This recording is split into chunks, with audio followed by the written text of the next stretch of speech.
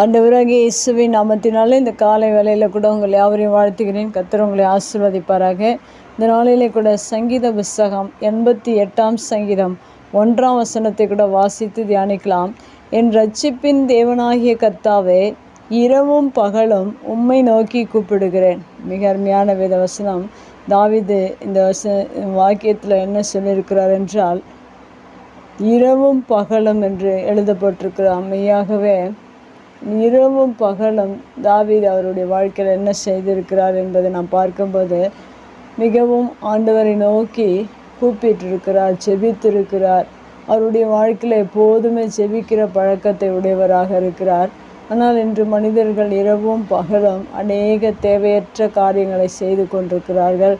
அநேக காரியங்களில் செய்து தங்களுடைய நாட்களையும் நேரத்தையும் கழித்து கொண்டிருக்கிறார்கள். ஆனால் தாவீது சொல்லுகிறதை நாம் பார்க்கும்போது, அவர் இரவும் பகலும் உம்மை நோக்கி கூப்பிடுகிறேன் என்று எழுதப்பட்டிருக்கிறது. மெய்யாகவே கர்த்தருடைய பிள்ளைகளாகி நாம் ஒவ்வொருவரும் கர்த்தரை தேடுகிற பிள்ளைகள், கர்த்தரை அறிந்த பிள்ளைகள் எல்லாம் அந்த வேத வசனம் சொல்லுகிற பிரகாரம் உங்களுடைய வாழ்க்கையில் நீங்களும் இரவும் பகலும் அவரை கூப்பிடுகிறவர்களாக, தேடுகிறவர்களாக இருக்க வேண்டும்.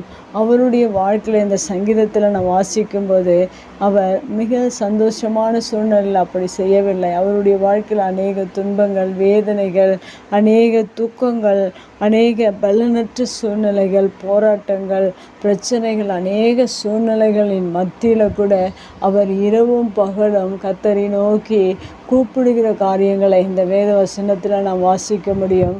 அதுபோல் நம்முடைய வாழ்க்கையில் கூட அநேக போராட்டங்கள், பலவீனமான சூழ்நிலைகள், வியாதிகள், நெருக்கங்கள், இடுக்கங்கள், அநேக சூழ்நிலைகள் வரும்போது கூட தேவனை மறந்து விடாதபடிக்கு நீங்களும் என்ன செய்ய வேண்டும் என்றால், இரவும் பகலோ அந்த சங்கீதத்தில் சொல்லப்பட்டிருக்கிற பிரகாரம் நாம் கர்த்தரை நோக்கி கூப்பிடுகிற பிள்ளைகளாக இருக்க வேண்டும்.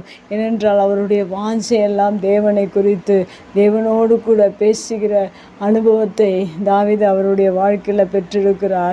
இரட்சிப்பின் தேவனாகிய கர்த்தாவே என்று சொல்லப்பட்டிருக்கிறது.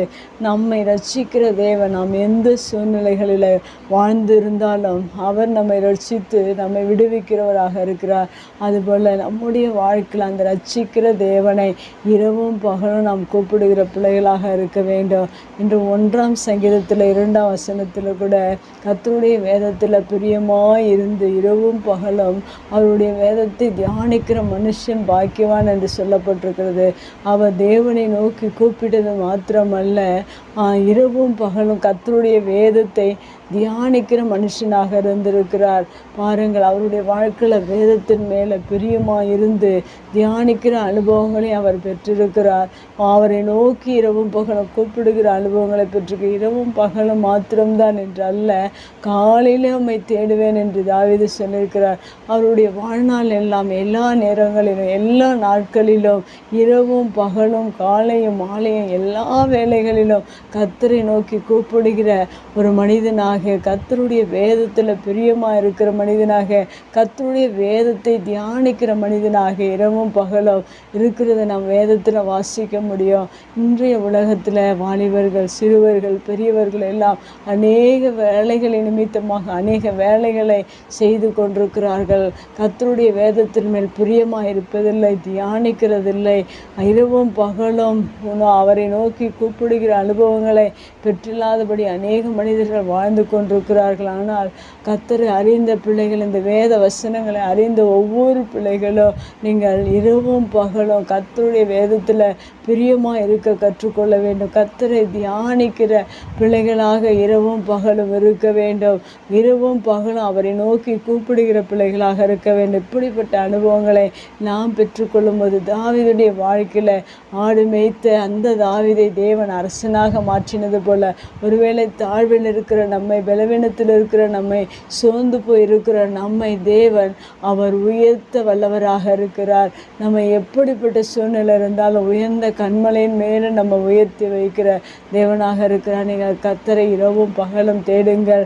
தியானியுங்கள், பிரியமாக இருங்கள். வேதத்தில் கர்த்தர் மெய்யாகவே உங்களை உயர்த்தி ஆசீர்வதிக்க வல்லவர். கண்களை முடிச்சு வைக்கலாங்கள். அன்பு தகப்பனே, தர்மியான வார்த்தைக்காக நன்றி செலுத்தின. வேதத்தில் சொல்லப்பட்டிருக்கிற இந்த வார்த்தையின் பிரகாரம் ரட்சிப்பின் தேவனாகிய கர்த்தாவே, இரவும் பகலும் உம்மை நோக்கி கூப்பிடுகிறேன் என்று இந்த சங்கீதத்தில் எழுதப்பட்டிருக்கிற வார்த்தையின் பிரகாரம் அவர்களுடைய வாழ்க்கையில் இந்த அனுபவங்களை பெற்றது போல எங்களுடைய வாழ்க்கையிலும் நாங்கள் இரவும் பகலும் உம்மை நோக்கி ரட்சிப்பின் தேவனை நோக்கி நாங்கள் கூப்பிட எங்களுக்கு இந்த வேத வசனத்தை இந்த நாளில் கொடுத்தபடினால் நன்றி.